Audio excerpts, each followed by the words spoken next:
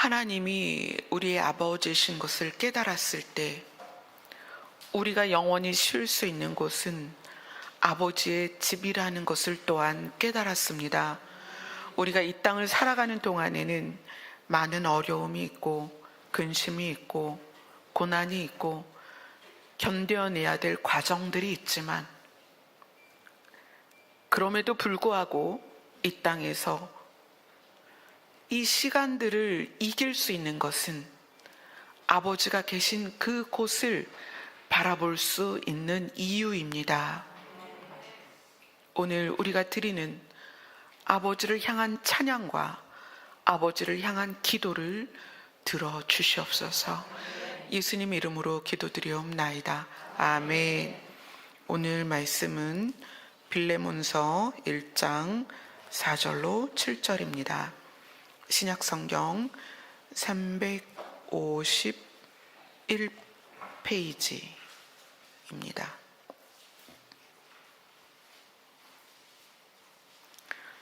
빌레몬서 1장 4절부터 7절까지 본문을 함께 보도록 하겠습니다. 찾으셨으면 다 같이 읽겠습니다. 시작. 내가 항상 내 하나님께 감사하고 기도할 때에 너를 말함은 주 예수와 및 모든 성도에 대한 내 사랑과 믿음이 있음을 들음이니, 이로써 내 믿음의 교제가 우리 가운데 있는 선을 알게 하고 그리스도께서 이르도록 역사하느니라. 형제여, 성도들의 마음이 너로 말미암아 평안함을 얻었으니 내가 너의 사랑으로 많은 기쁨과 위로를 받았노라. 아멘. 오늘 우리가 함께 나누는 말씀은 우리가 보고 있는 신약 성경의 사도 바울이 쓴 편지 중에서 사도 바울이 쓴 편지들이 그때 당시에 이제 교회들에게, 또는 디모데라는 젊은, 마치 바울이 아들처럼 여겼던 그 디모데를 향하여, 그러나 그것이 지금의 교회와 목회자들과 사역자들을 향한 그런 편지들이었거든요. 근데 이 빌레몬서는 빌레몬이라는 사람에게 쓴 지극히 개인적인 서신이에요. 그래서 사적인 편지다. 그래서 사신 이렇게 부르기도 합니다. 사적인 편지인데, 이 빌레몬이라는 사람에게 바울이 쓴 편지에 율법적이지 않고 그리고 신학적이지 않은 상태에서 우리 성도의 삶을 너무 잘 조명을 했어요. 그래서 오늘 이제 빌레몬서를 다음 주까지 해서 한 2주만 나눠볼까 하는데, 빌레몬이라는 사람 이름 자체가 사랑이 많은 자, 이런 의미가 있어요. 그래서 이제 사도 바울이 빌레몬에게 편지를 하면서 1장 1절로 3절을 같이 읽겠습니다. 시작. 그리스도 예수를 위하여 갇힌 바 된 바울과 및 형제 디모데는 우리의 사랑을 받는 자요 동역자인 빌레몬과 자매 아비바와 우리와 함께 병사된 아키포와 내 집에 있는 교회에 편지하노니, 하나님 우리 아버지와 주 예수 그리스도로부터 은혜와 평강이 너희에게 있을지어다. 바울이 갇힌 자인 상태로 너에게 지금 편지를 쓰는 거야, 이렇게 얘기해요. 바울이 이제 3번의 감옥을 지나왔는데, 그 갇힌 감옥, 뭐 빌립보 또는 가이사라, 로마, 이런 그 감옥에 있었는데, 이 서신은 로마 감옥에 있을 때 쓴 것이다 라고 추정을 하고 있어요. 근데 내가 지금 갇혀 있는데, 갇힌 상태에서 내가 정말 사랑하는 동역자인 빌레몬에게 편지를 쓴다. 그리고 여기서 이제 자매 아비아는 빌레몬의 아내가 아닐까라고 추정을 해요. 그리고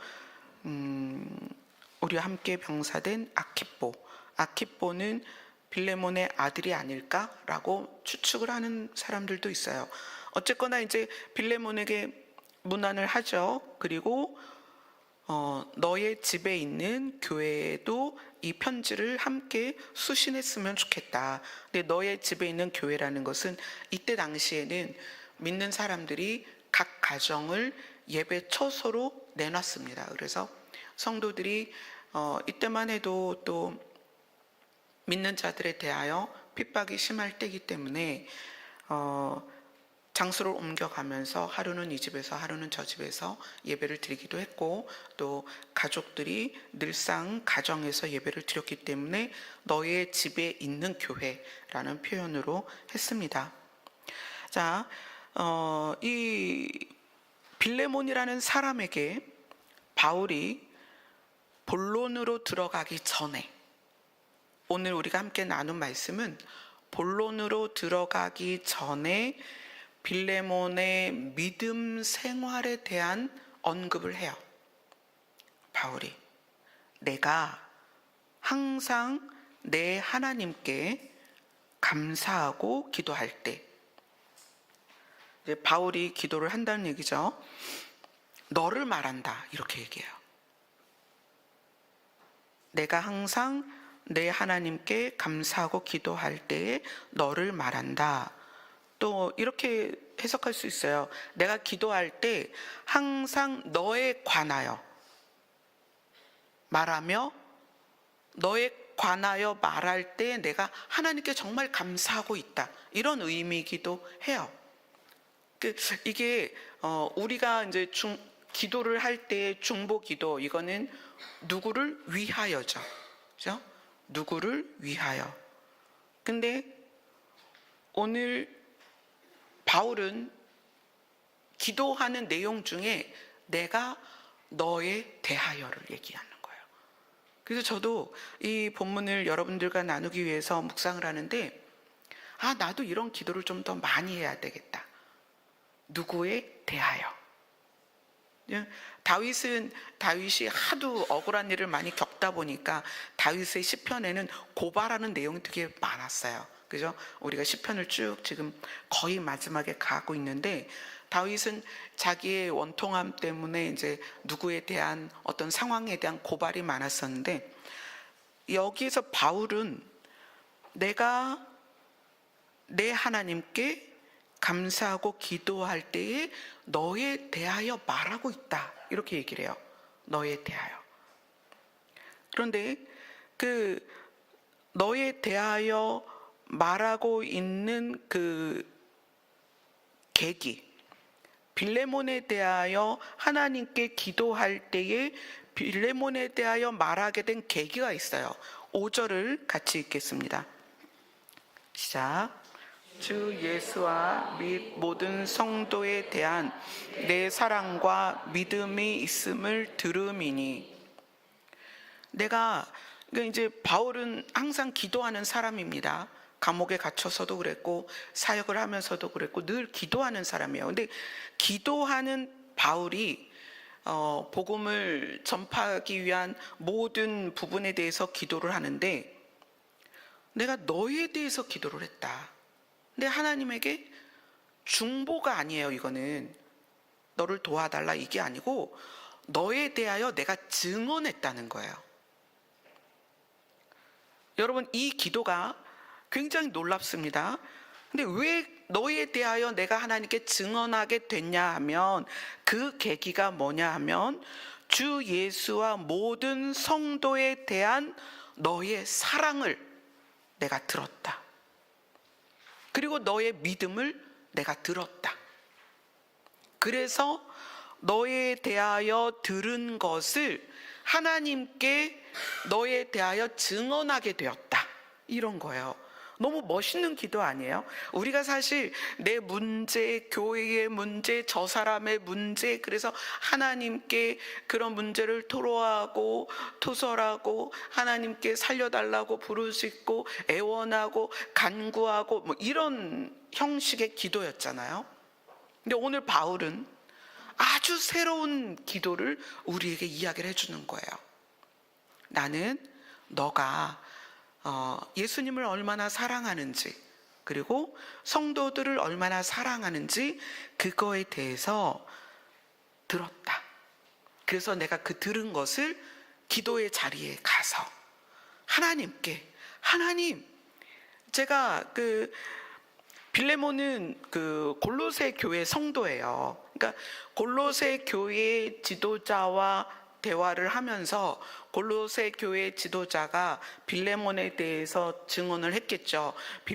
빌레몬이 성도들을 얼마나 사랑하는지, 예수 그리스도를 얼마나 사랑하는지, 그의 믿음이 얼마나 신실한지를 바울이 듣고 기도의 자리에서 하나님, 빌레몬이 그의 믿음 생활이 그렇대요. 교회 안에서 이렇게 한대요, 저렇게 한대요를 증언한다는 거예요. 저도 이제 그런 생각이 들었어요. 우리 성도들에 대해서 하나님께 물론 다 보고 계시겠지만, 다 아시지만 우리가 그런 기도를 많이 해야 되겠다. 누구에 대하여 칭찬하고 증언하는 기도를 많이 해야 되겠다. 왜냐하면 그 이유가 있어요. 왜냐하면 6절을 같이 읽겠습니다. 시작. 이로써 내 믿음의 교제가 우리 가운데 있는 선을 알게 하고 그리스도께 이르도록 역사하느니라. 자, 내가 빌레몬에 대하여 하나님께 증언하고 그에 대하여 하나님께 자랑하고 그럼으로써 감사할 수 있는 이유는 내가 골로새 교회의 사역자들로부터 빌레몬에 대한 이야기를 들었는데 그가 성도들 사이에서 얼마나 사랑을 하고 있는지, 성도들을 얼마나 귀하게 섬기고 있는지를 들었고 빌레몬이 얼마나 예수님을 사랑하는지를 들었다는 거예요. 그래서 들은 걸 가지고 하나님 앞에 나아가서 바울이 기도하는 그 기도의 내용 중에 하나님, 제가 골로새 성도들에게 들었는데 빌레몬이 그렇게 성도들 사이에서 사랑을 베푼대요. 그리고 빌레몬이 정말 하나님을 사랑하고 예수님을 사랑한대요 라고 기도를 바울이 했다는 거예요. 근데 그것으로서, 그러니까 6절을 이렇게 시작하죠. 이로써 내가 그렇게 너에 대하여 들은 것을 하나님께 증언함으로써 어떤 일이 있냐면 역사가 있다는 거예요. 역사는 뭐냐면 하나님께서 도우신다는 거예요. 역사가 뭐냐면 하나님께서 그 일을 풍성하게 하신다는 거예요. 하나님께서 그 일을, 무슨 일이죠? 빌레몬이 골로새 교회 안에서 성도를 돕고 예수 그리스도를 사랑하는 것에 대한 열매를 거두도록 하나님이 도우신다는 거예요. 그러면 그 돕는 것의 내용, 하나님이 역사하시는 것의 내용이 뭐냐면 이로써 내가 빌레몬에 대하여 들은 것을 가지고 빌레몬을 하나님께 증언했을 때 그것으로 말미암아 그 빌레몬의 믿음의 교제, 빌레몬이 교회 안에서 이루는 믿음의 교제로서 그 성도 안에 있는 선을 알게 하고, 이 선이라는 것은 빌레몬의 하나님의 의지와 빌레몬의 의지가 다 포함되어 있는 거예요. 다른 성경에서는 모든 선한 것이라고 하는데 이 선이라는 것은 사람을 살리는 거거든요. 그러니까 하나님의 선은 우리를 살리는 것이고 우리의 선은 상대를 살리는 거예요. 그죠? 하나님의 선은 우리를 살리는 것이고 우리의 선은 상대를 살리는 것이다. 그 선을 알게 하고 예수 그리스도에게 가도록 하나님이 돕는다는 거예요. 자, 그러니까 우리의 기도의 방식 중에 공동체 안에서 사랑을 행동으로 또는 그 사역 안에서 또는 삶 가운데서 드러내는 사람들에 대하여 그것을 가져다가 하나님 앞에, 하나님, A 집사가 요즘 누구를 돕고 있어요. 하나님 도와주세요. 그러면 그의 선함을 하나님께서 더 강력하게 일으켜서 그 선함과 그 선함의 대상이 그리스도께 가도록 역사를 하신다는 거예요. 이 바울의 기도가 여러분에게 기도의 방향을 좀 더 풍성한 방향으로 나아갈 수 있도록, 그러니까 나를 위한 간구도 필요하고 나를 위한 하나님을 향한 애통함이 또 필요하기도 하고, 가족을 위한 기도, 이건 이제 중보에 관련된 거죠. 다 그런 중보도 필요하지만 누구에 대한 증언, 이 사람이 이런 일을 하네요 하나님, 어머 이 사람이 이런 일을 하네요, 이런 기도들이 하나님께서 그 기도를 들으시고 그의 그 일을 더 확장할 수 있도록, 그의 그 선한 일이 더 풍성하도록, 그의 그 선함의 풍성한 열매를 맺도록 하나님이 도우신다는 거예요. 그래서 이 바울이 빌레몬을 위한 하나님에게 향한 증언이 너무나 놀라운 거죠. 근데 이제 여기에서 6절에 보면 믿음의 교제, 이런 표현이 나와요. 이 믿음의 교제라는 게 우리가 교회 공동체에서 모이기 때문에 공동체 안에 있는 우리에게는 이 믿음의 교제라는 것이 굉장히 중요하게 다가옵니다. 그래서 이 믿음의 교제를 좀 함께 나눠볼까 해요. 자, 교제는 내가 타인과 관계를 형성하는 거예요. 그리고 관계를 형성한 다음에 유지하는 거예요. 형성과 유지가 진행이 되어야 교제를 한다라고 말할 수 있습니다. 자, 교제하는 것에 대해서 성경이 여러 군데서 이야기를 하고 있는데 두 군데만 한번 보도록 하겠습니다. 역대하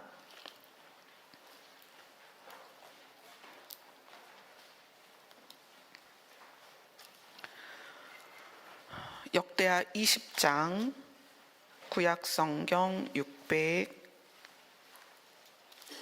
681페이지, 역대하 20장 35절에서 37절입니다. 구약성경 683페이지입니다. 역대하 20장 35절에서 37절까지 함께 읽겠습니다. 시작. 유다 왕 여호사밧이 나중에 이스라엘 왕 아하시아와 교제하였는데 아하시아는 즈미 악을 행하는 자였더라. 두 왕이 서로 연합하고 배를 만들어 다시스로 보내고자 하여 에시온게벨에서 배를 만들었더니 마레사 사람 도나오의 아들 엘리에셀이 여호사밧을 향하여 예언하여 이르되 왕이 아하시아와 교제함으로 여호와께서 왕이 지은 것들을 파하시리라 하더니 이에 그 배들이 부서져서 다시스로 가지 못하였더라. 여기에서의 교제는 가장 옳지 않은 교제입니다. 가장 건전하지 않은 교제예요. 뭐냐면 악한 자와의 교제입니다. 그런데 악한 자와의 교제에 뭐가 문제가 되냐면 그 악한 자를 내가 교제하기를 원할 때 내 심리가 뭐냐면 그의 악함에 내가 연합하겠다라는 의지가 있다는 거예요. 그러니까 우리가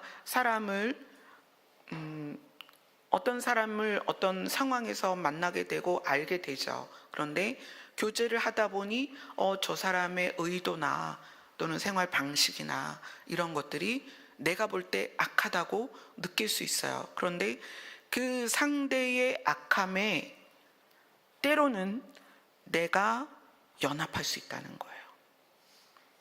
이 악함의 연합의 결과가 뭐죠? 하나님께서 그들이 지은 것들을 파하셨더라. 그러니까 우리가 사람과의 관계에서 이 사람 저 사람 나눠서 사귀어라 이런 것이 아니라, 사람과의 관계에서 그 사람의 의도와 또는 마음과 삶을 알았다면 내가 그것을 원하지 않고 연합하지 않을 수 있는 힘이 있어야 된다는 거예요. 근데 그 힘이 없으면 연합을 합니다. 지금 세대의 교회들의 문제는 뭐냐면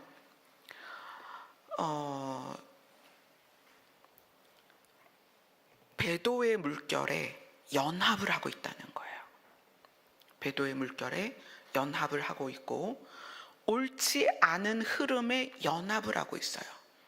뭐 예를 들어서 동성애를 찬성한다든지, 또 WCC나 그런 NCCK 같은 정말 말도 안 되는 단체들과 연합을 해요.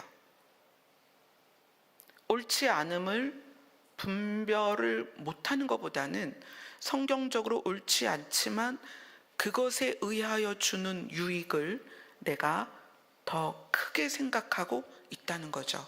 정치적인 면이나 뭐 여러 가지 면에서, 또 성도가 줄어들 것에 대한 두려움, 목회자가 그런 두려움이 있으면 강단에서 분명하게 옳지 않은 것에 대해서 분리하지 못해요. 옳지 않은 것을 포함해요. 이게 연합입니다. 그래서 진리를 전하는 데 있어서 진리와 비진리를 믹싱해서 포함해서 끌고 가요. 왜냐하면 비진리에 속한 사람이 교회 안에 있거든요. 교회 안에 분명히 있습니다. 그러니까 교회가 나중에 어떻게 됐어요? 동성애를 찬성하거나 동성애자이거나 게이들이 목사가 돼요. 강단에 쓴단 말이에요. 정말 말도 안 되는 거죠. 이러한 일들이 어떻게 있을 수 있느냐? 진리보다 비진리로 인한 유익을 내가 받아들였다는 거예요. 그래서 유다 왕이, 여호사밧이 아하시아와 교제를 했는데 그가 심히 악함에도 불구하고 연합했다는 거예요. 왜냐하면 그 연합의 유익이 다시 쓸어가는 배를 지었다는 거예요. 그래서 어떻게 하셨어요? 하나님이 그 배를 다 부서뜨렸다. 사실 겉으로 드러나는 뭐 동성애나 뭐 WCC나 WEA나 뭐 여러 가지 이런 것 말고도요, 심리적으로 어떤 사람이 관계 안에서 타인에 대하여 죽이고자 하는 마음, 그 죽이고자 하는 게 뭐 칼로 찔러 죽이는 게 아니잖아요. 이 공동체 안에서는 누군가를 교묘히 죽이고자 하는 마음에 우리가 연합할 수 있다는 거예요. 여러분 잘 분별하셔야 돼요. 잘 분별하셔야 돼요. 그러한 교제에 의한 결과는 여호와께서 파하시리라. 아멘. 자, 그 다음에 교제는 사도행전 10장에 있습니다.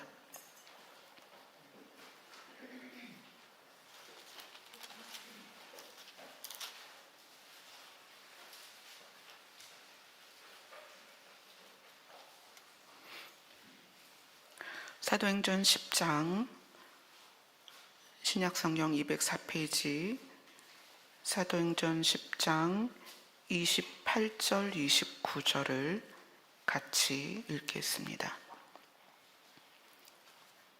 사도행전 10장 28절부터 29절입니다. 시작. 이르되 유대인으로서 이방인과 교제하며 가까이 하는 것이 위법인 줄은 너희도 알거니와 하나님께서 내게 지시하사 아무도 속되다 하거나 깨끗하지 않다 하지 말라 하시기로 부름을 사양하지 아니하고 왔노라. 무슨 일로 나를 불렀느냐. 이거는 이제 좀 배경을 알아야 되는데, 베드로가 뼛속부터 유대인이다 보니 이방인과의 교제를 굉장히 어려워했어요, 마음으로. 그러니까 우리가 교회를, 저같이 모태인 사람들이 주변에 다 교회 다니고 주변에 다 목사인데 안 믿는 사람이랑 교제하는 게 사실 더 어려워요. 그럴 자리가 잘 안 생기니까. 그러나 제 안에서 안 믿는 사람에 대해서 경계를 하거나 안 믿는 사람을 아예 만나지도 않으려고 하는 내 작정이 있다면 그건 잘못됐다는 거예요. 지금 베드로는 원래는 그랬어요. 유대인이 아닌 이방인하고는 겸상을 안 하려고 했다는 거야. 그런데 그런 베드로에게 하나님께서 환상을 보이시면서 그러지 마라. 절대 사람으로 이 사람 악하다 또는 이 사람 더럽다 뭐 이렇게 평가를 하지 말라고 환상을 보여주시고 나서 누가 찾아왔냐면 로마 군대 백부장 고넬료의 집에서 사람들이 왔어요. 그리고 베드로한테 같이 가자. 우리 주인 고넬료 집에 가자. 그러니까 베드로가 이렇게 말하는 거예요. 이제 고넬료 집에 가서 내가 유대인인데 이방인인 너와 교제를 하는 것이 우리 법에는 위법이다. 이렇게 얘기해요. 우리 법으로는 위법인데 너도 그거 알지? 그런데 하나님이 나에게 말씀하시기를 아무도 속되거나 깨끗하지 않다라고 하지 말아라. 그러셔서 너의 청함에 내가 반응을 했다. 나를 왜 불렀니? 이렇게 물어요. 나를 왜 불렀니? 그랬더니 이제 고넬료가 기도 시간에 하나님께서 이제 당신을 나에게 붙이실 것에 대해서 내가 알게 됐다. 그런 이야기를 쭉 나눠요. 그리고 나서 이제 34절, 35절 우리가 읽은 사도행전 10장 34절 35절을 같이 읽겠습니다. 시작. 베드로가 입을 열어 말하되 내가 참으로 하나님은 사람의 외모를 보지 아니하시고 각 나라 중 하나님을 경외하며 의를 행하는 사람은 다 받으시는 줄 깨달았도다. 네. 유대인으로서 이방인과 교제하는 것이 위법인, 절대 그러면 안 되는, 율법으로 금하고 있는 그 상황에서 하나님은, 율법보다 크신 하나님이 베드로에게 저 사람이 신분 때문에 속되다 깨끗하지 않다를 너 스스로 결정하지 마라. 그렇게 하고 고넬료와 교제를 하게 하십니다. 그리고 베드로는 그 고넬료와의 교제를 통해서 참으로 하나님은 사람의 신분이나 사람의 현재 상황, 그죠? 여기에서는 신분이지만 현재 상황을 보지 아니하시고 각 나라 중 하나님을 경외하며 의를 행하는 사람은 하나님이 다 받아들이는 줄 내가 이제 깨달았다 라고 베드로가 사람에 대한, 특히 이방인에 대한 편견이 무너졌다는 거예요. 그러니까 여기 이 고넬료가 이 성경에서는 어떤 의미가 있냐면 이방인 중에 첫 개종자다, 이런 학설이 있어요. 이방인 중에 첫 기독교로 개종한 사람이고 첫 이방인으로서 그 성령과 세례를 같이 받은 사람이다, 이렇게 표현을 하고는 있습니다. 자, 우리의 교제가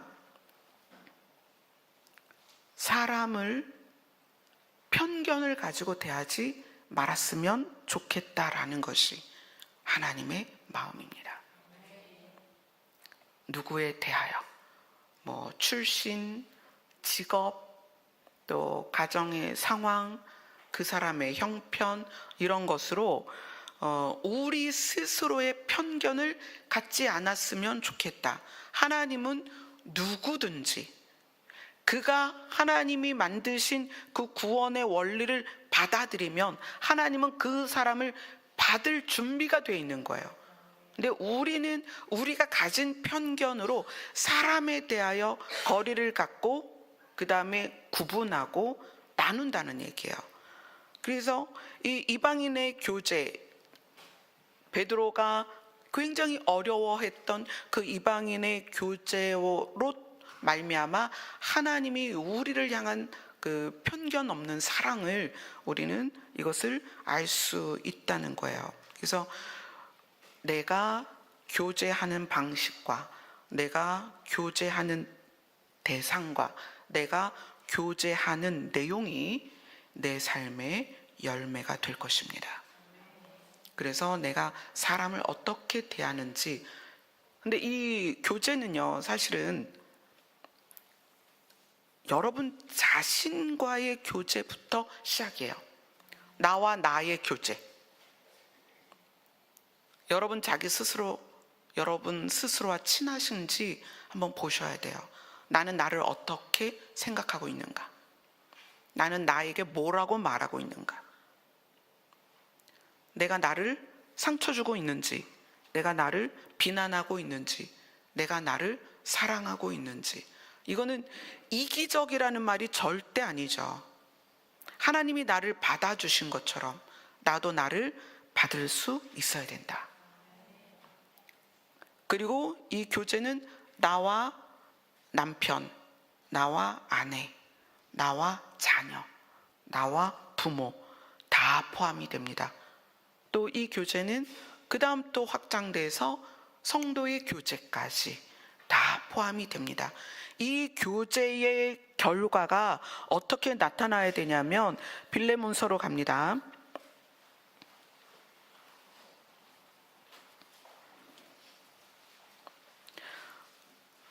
빌레몬서 1장 7절을 같이 읽습니다.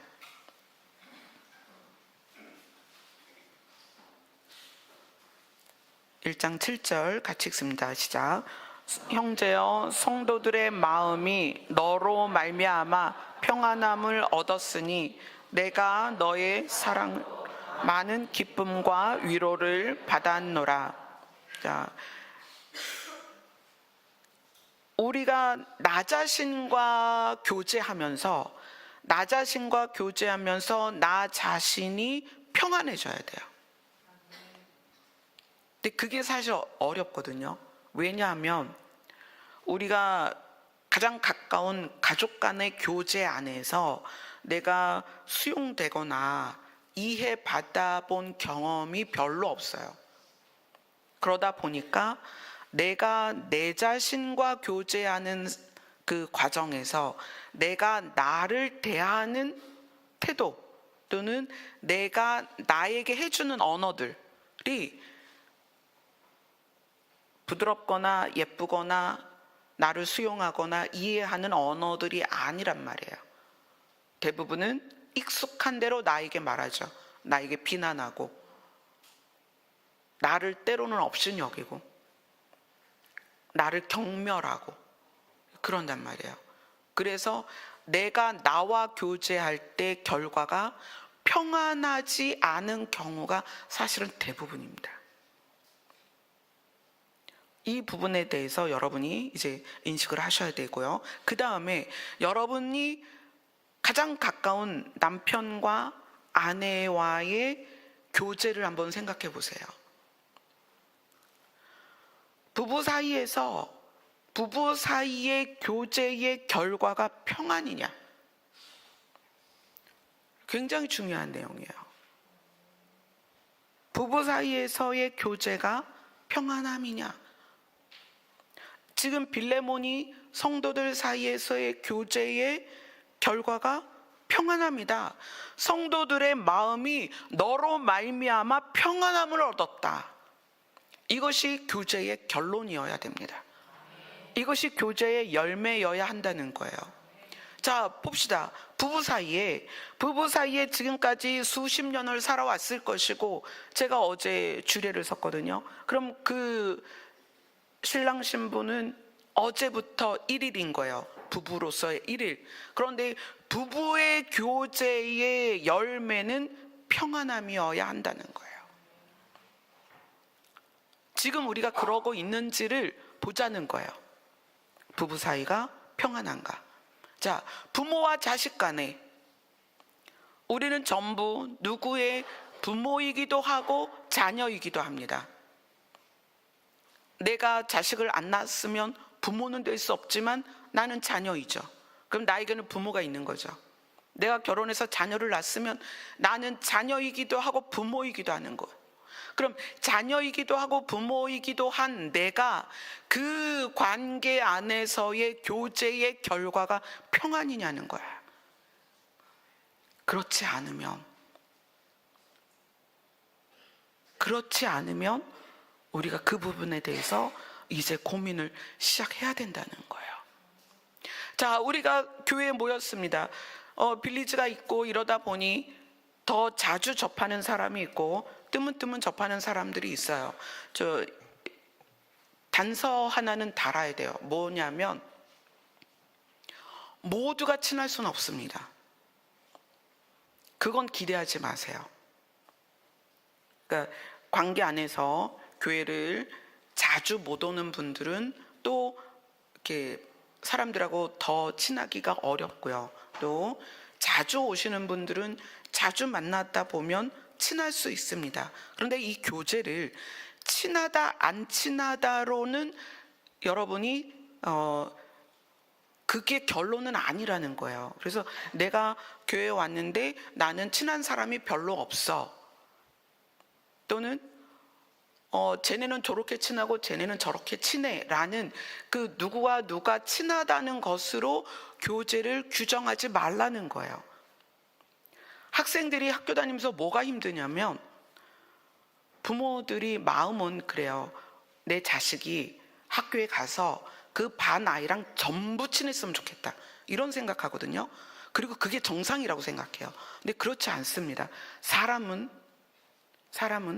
각자의 성향이 있기 때문에 그 각자의 성향과 맞는 사람과 친한 거지 모두와 친할 수 없습니다. 그런데 부모가 그렇게 인식을 시켜주면 아이들은 학교 갈 때 부담이 있는 거예요.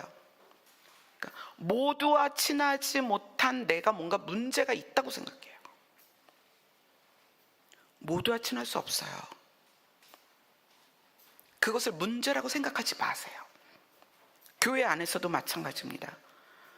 이렇게 무리가 친할 수 있어요. 그것을 문제라고 생각하지 마세요. 성향이 맞는 사람끼리 더 친할 수 있어요. 그 누가 누구랑 친하고 나는 두세 사람밖에 친하지 못한데 저 사람은 한 10명과 친해. 그것이 교제의 결과가 아니라는 거예요. 교제의 결과는 내가 한 사람하고만 교제를 해도 그 안에서 평안을 얻으면 되는 거예요.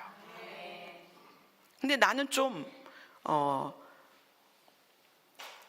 다양한 성향과 잘 지낼 수 있어. 그럼 다양한 성향을 다 수용하니까 더 많은 사람과 친할 수 있죠. 그런데 친한데 거기서 계속 문제를 일으켜. 다양한 사람과 다양한 문제를 일으켜. 그럼 그 교제의 결과가 좋은 게 아니란 말이에요. 그렇죠? 그래서 여러분들은 공동체 안에서 이거는 되게 중요한 부분이에요. 공동체 안에서 내가 몇 사람과 친하냐, 누구랑 친하냐, 이게 중요한 게 아니라는 거예요. 내가 단 한 사람과 교제를 하더라도 그 교제의 결과가 평안이어야 된다. 아멘. 그래서 여러분의 교제는 결과가 평안으로 열매가 맺어지는지를 봐야지 내가 몇 사람이랑 친하고 저 사람이 나랑 친한지 안 친한지 그걸 보면 안 된다는 거예요. 자, 빌립보서 1장 6절로 갈게요.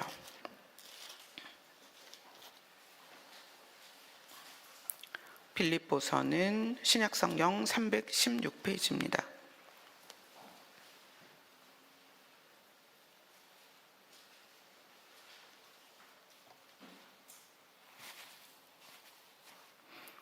빌립보서 1장 6절 같이 읽습니다. 시작. 너희 안에서 착한 일을 시작하신 이가 그리스도 예수의 날까지 이루실 줄을 우리는 확신하노라. 자, 이건 뭐냐면 하나님과 나와의 교제, 하나님과 나와의 관계, 거기에서 하나님이 착한 일을 시작하셨다. 그 관계 안에. 이 착한 일이 다른 성경에서는 선한 일이다 이렇게 표현을 해요. 그 5절에 보면 복음을 위한 일 이렇게 또 표현이 되어 있는데, 복음을 위한 일이 하나님이 나와의 관계 안에서, 하나님이 여러분과의 관계 안에서 착한 일을 시작하셨는데, 그분이 그 착한 일을 시작하셔서 그 교제의 진행을 어디까지 하냐면 예수 그리스도의 날까지 하나님이 우리와의 교제를 이끌어 가신다는 거예요. 착한 일을 통해서. 그래서 그 결론이 우리를 하나님의 나라까지 데려가시겠다는 거예요. 그래서 결국 우리가 그 교제 안에, 하나님이 목적하는 교제 안에 우리의 결론이 뭐가 되냐면 평안이 되는 거예요. 하나님은 우리와의 관계 안에서 착한 일을 시작하셨고 그 일을 쭉 진행하셔서 언제까지? 예수 그리스도의 날까지 그 선한 일을 이루시고 우리에게 마침내 완전한 평안을 주신다는 거예요. 자, 그 다음에 빌립보서 1장 9절로 10절입니다. 우리가 지금 읽은 빌립보서 1장 9절로 10절 같이 읽습니다. 시작. 내가 기도하노라 너희 사랑을 지식과 모든 총명으로 점점 더 풍성하게 하사 너희로 지극히 선한 것을 분별하며 또 진실하여 허물 없이 그리스도의 날까지 이루고. 바울이 빌립보 성도들에게 내가 너희를 위해서 기도하는데 어떤 기도를 하냐면 너희의 사랑이 지식과 총명으로 점점 더 풍성해져서 너희가 스스로 지극히 선한 것을 분별하고 그 분별한 것으로 삶에서 살아내서 그 삶이 그리스도의 날까지 쭉 이어지기를 내가 기도하고 있다. 그러니까 이것이 개인 성도의 삶에서 그것이 이루어지고, 그리고 오늘 빌레몬서는 그 개인의 그 삶이 어디로 상대에게까지 확장되기를 원하는 바울의 기도라는 거예요. 그거를 바울은 믿음의 교제다 이렇게 이야기를 합니다. 죄송합니다. 제가 어제 하도 상담을 많이 해가지고 지금 목소리가 잘 안 나와요.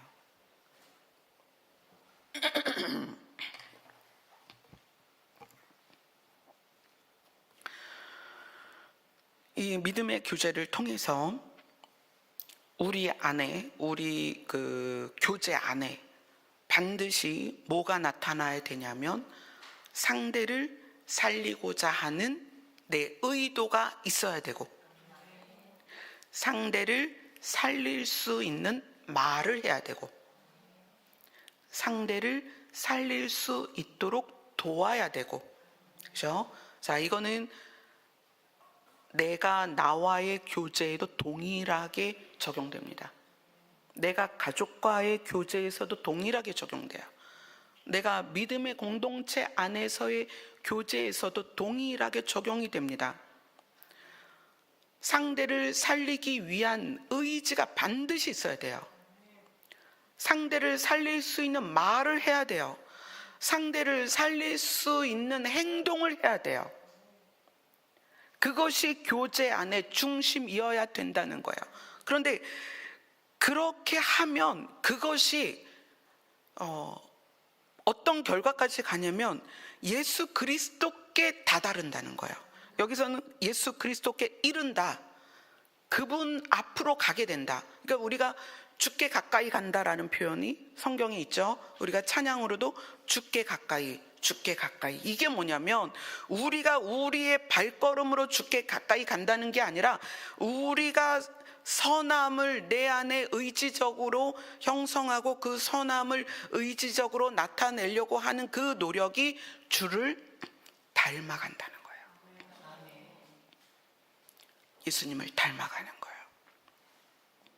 그게 예수님의 길을 가는 거예요. 그것이 예수님께 이르는 거예요. 그것이 예수님께 도달하는 거예요. 그것이 예수님께 가까이 가는 거예요.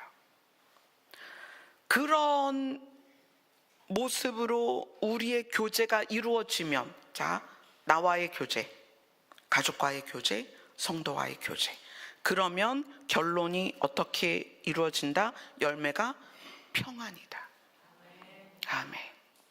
자, 그러면 내가 나와 평안하지 않다, 내가 늘 불안하다, 그럼 뭘까요? 내가 나에게 평안을 줄 수 있는 살리는 말을 안 한다는 거예요.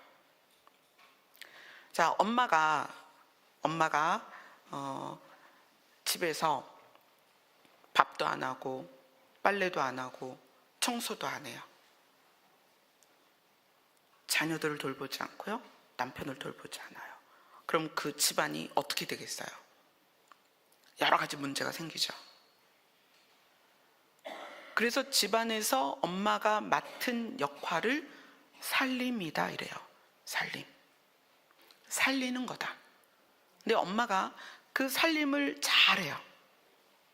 자녀들에게 잘 먹이고, 남편을 잘 먹이고, 잘 청소를 하고, 자녀들을 잘 다독이고, 자녀들에게 좋은 말을 하고, 남편을 잘 다독이고, 이러면 그 집안이 어떻게 돼요? 평안해져요. 아멘. 여러분, 상대를 살리기 원하면요, 그것이 집안 안에서도 마찬가지예요. 나 자신에게도 내가 나를 살리기 위해서 나를 위로하고 나를 격려하면 내가 평안해져요. 이게 모든 관계에 적용이 된다는 거예요. 만약에 교회가 둘로 갈라지고 아니면 싸우고 분열해서 한 무리가 나가고 막 집사님들이 막 와서 목회자 멱살 잡고 막 이런 일이 있다. 그럼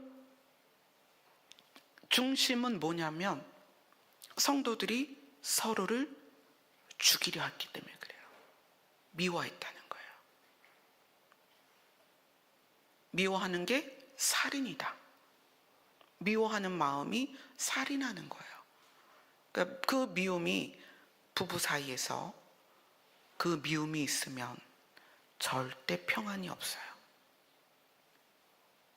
근데 왜 이 바울이 이것을 말하고 있는가? 이러한 우리의 그 믿음의 교제, 나에 대한 믿음의 교제, 가족과의 믿음의 교제, 성도와의 믿음의 교제가 그리스도께 가까이 가게 하기 때문에, 하나님 자신이 살리는 분이기 때문에 내가 살리는 것에 대하여 관심을 갖게 되면 나는 저절로 하나님과 가까워져요. 근데 하나님이 살리는 분인데 나는 누군가를 죽이려 해. 그러면 하나님과 당연히 멀어지죠. 그래서 이거는 뗄래야 뗄 수 없는 법칙이에요. 여러분이 예수님과 더 가까이 가고 싶다. 그러면 여러분 자신이 누군가를 살리기를 원해야 된다는 거예요. 그것이 많아질수록 여러분 자신에게 평안이 있을 것입니다. 제가 신방하고 상담 사역을 하러 제주도까지 간 적이 있었어요. 그래서 저희 팀을 데리고 제주도를 갔어요. 오래 체류할 수가 없으니까 이제 교회 사역을 해야 되니까 며칠 잠깐 있는 동안에 한 2박 3일 그때 아주 일정을 빽빽하게 해서 하루에 몇 팀 이렇게 3-4팀씩 막 만나는 상담하고 이동하는 상황이었어요. 그런 상황에서 같이 동행하는 팀들은 얼마나 심심하겠어요. 제가 상담 끝나면 나와서 또 옮기고 해야 되니까. 그래서 너무 미안해서 그 다음 상담하는 시간하고 텀이 있어서 그 제주도에 있는 바퀴 4개 달린 뭐라고 하는지 잘 모르겠어요. 오토바이 같이 생긴 큰 거를 타러 갔어요. 그래서 일행 다 타고 저도 타고, 근데 거기에서 그거를 인솔하는 분이 이게 뒤집어지면 핸들이 갈비를 쳐서 갈비가 폐를 찔러서 사망할 수도 있으니 이거 뒤집어지면 안 된다. 그리고 안전 규칙을 막 얘기를 해줬어요. 제가 분명히 다 들었거든요. 근데 듣고 쫙 가다가 제가 그 경사가 아주 심한 곳에서 뒤집어졌어요. 근데 그날 그거를 타러 이제 일정 중에 딱 사이에 1시간을 비워서 그거를 타러 갔는데, 타러 가면서 갑자기 제가 기도를 하기 시작했어요. 하나님, 저는 그걸 타본 적이 없는데 혹시 타다가 뒤집어지면 어떡해요? 하나님, 저 살려주세요. 그리고 타러 갔어요. 그 기도를 왜 했는지는 이제 사건이 나고 알았죠. 네, 사건이 났습니다. 뒤집어졌어요. 근데 뒤집어지는 그 짧은 찰나, 한 0.1초도 안 되는 그 확 뒤집어지는 찰나를 저는 색깔의 이렇게 그 스펙트럼 있죠. 스펙트럼처럼 시간이 쫙 늘어나는 거예요. 그 시간이 늘어나면서 뒤집어지는데, 하나님, 제가 지금 이 차가 뒤집어지고 있고요. 차가 제 위로 덮치고 있어요. 하나님 도와주세요. 지금 이렇게 말을 하고 있는 거예요. 기도를 쭉. 그러니까 시간이 쫙 늘어났어요. 그리고 이제 저는 바닥에 던져졌고 그 차가 저 위로 딱 덮어졌는데, 저는 이제 엎드린 상태고 차가 덮어졌죠. 뒤에서 이제 찬미도 받고 부목사님도 보셨고, 그때 전도사님들 계셨으니까 전도사님도 보고 일행들이 다 봤단 말이에요. 일행들의 말로는 순식간에 벌어진 일인데 저는 시간이 쫙 늘어났고, 그 늘어난 시간에 저는 조목조목 기도를 하고 있는 거예요. 하나님, 차가 넘어갔고요. 하나님, 차가 제 위로 덮치고 있어요. 막 그렇게 기도를 쫙 했어요. 그런데 사람들이 이제 놀래서 와서 그 차를 이제 뒤집었죠.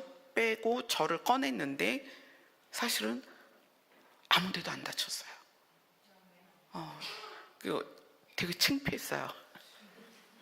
너무 창피해가지고 막 먼지 이제 흙을 털고 일어나서 저 아무렇지도 않아요. 근데 뒤에 선 사람들이 저기 제주도에 무슨 병원에 가야 된다, 구급차를 불러라, 난리가 난 거예요. 그래서 얼른 일어나가지고 아니요, 저 아무렇지도 않아요. 아무 데도 안 다쳤어요.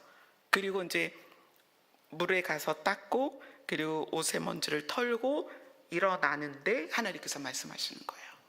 뭐라고 말씀하시냐면, 네가 사람들을 살리러 다니니까 내가 너를 살려주는 거야. 그런 사고도 안 나면 얼마나 좋아요. 그러나 사고가 안 나면 하나님이 나를 살려주시고자 하는 의지가 있다는 걸 모르잖아요. 그 사고를 통해서 하나님이 나를 살리고자 하는 의지를 갖고 계시구나라는 걸 그날 알았어요. 그리고 실제로 멍든 데가 한 군데도 없는 거예요. 그 무거운 게 저를 덮쳤는데 골절된 곳도 없지만 피부에 멍든 데가 없었어요. 약간의 이제 그 바닥에 쓸려서 약간의 찰과상, 그 정도였어요. 그리고 이제 장소를 옮겨서 다시 그날 또 일정에 맞춰서 상담을 진행을 했어요. 살리고자 하는 마음을 여러분이 가지면 여러분은 하나님이 살리십니다. 그래서 하나님이 살리고자 하기 때문에 여러분의 결론이 평안이라는 거예요. 놀라운 거예요. 근데 바울이 빌레몬의 그런 삶을 듣고 하나님께 빌레몬을 증언해서 하나님이 빌레몬의 그 믿음의 교제를 어떻게 한다? 역사하신다는 거예요. 더 놀랍잖아요, 이거는. 그러니까 여러분이 누군가를 살리기 위해서 의지를 가지고, 자, 이 누군가는 나도 마찬가지예요.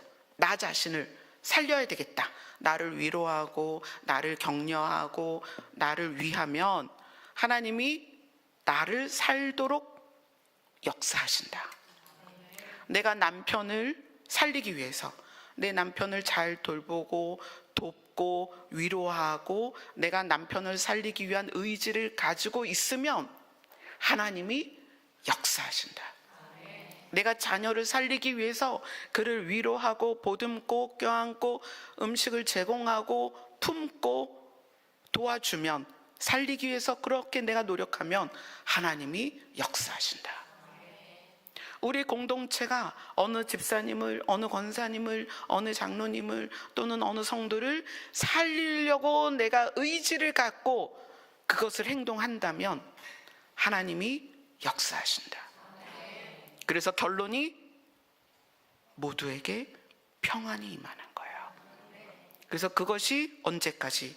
그리스도의 날까지 우리를 인도하셔서 그 평안의 조각들이, 저의 평안, 여러분의 평안, 교회의 평안, 여러분 가족의 평안들의 조각들이 모여서 완전한 평안으로 가게 된다는 거예요. 너무 멋있잖아요. 하나님은 우리를 살리기 원하는 분이십니다. 여러분 자신부터 하나님은 살리기 원하신다는 거예요. 그래서 제가 이제 결심을 했습니다. 여러분의 믿음의 교제 안에서 제가 듣는 것들이 있다면 그것을 하나님께 증언하겠습니다. 자, 그러니까 이제 저에게 뭐가 들려와야 돼요? 여러분의 선행이 저에게 들려와야 되죠.